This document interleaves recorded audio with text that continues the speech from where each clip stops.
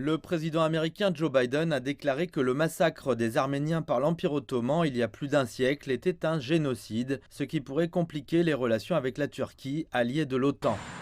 Samedi, la Maison-Blanche a publié une déclaration le jour du souvenir arménien. Joe Biden a utilisé le mot de génocide, un mot que les présidents américains avaient traditionnellement cessé d'utiliser dans le passé. Le peuple américain honore aujourd'hui tous ces Arméniens qui ont péri dans le génocide qui a commencé il y a 106 ans. Cette déclaration a été saluée par les Arméniens qui font pression depuis des décennies pour que les États-Unis reconnaissent l'effusion de sang comme un génocide. Cela signifie la fin de la longue histoire du négationnisme. Les États-Unis sont du côté de la justice, des droits de l'homme. Cela signifie pour moi en personne que la justice prévaudra et que l'humanité l'emportera. La déclaration a été rejetée par la Turquie, le ministre turc des Affaires étrangères tweetant « Les mots ne peuvent pas changer ou réécrire l'histoire, nous n'avons rien à apprendre de qui que ce soit sur notre propre passé ». Certaines personnes à Istanbul ont exprimé leur consternation face à la déclaration de Biden.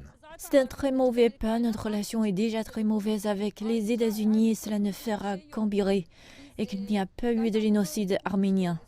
Les précédents présidents américains ont marché prudemment sur la question pour éviter d'ennuyer la Turquie qui a émergé de l'Empire ottoman.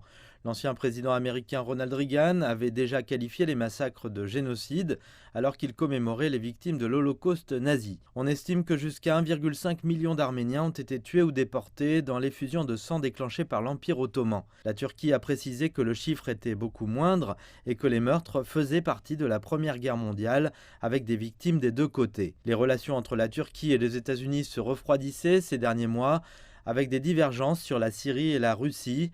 Ce n'est que vendredi que les deux présidents ont partagé leur premier appel téléphonique avec Biden en tant que président.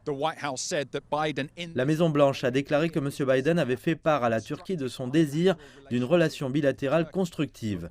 Les médias rapportent que dans l'appel téléphonique, Joe Biden avait prévenu le président turc qu'il allait reconnaître les événements comme un génocide.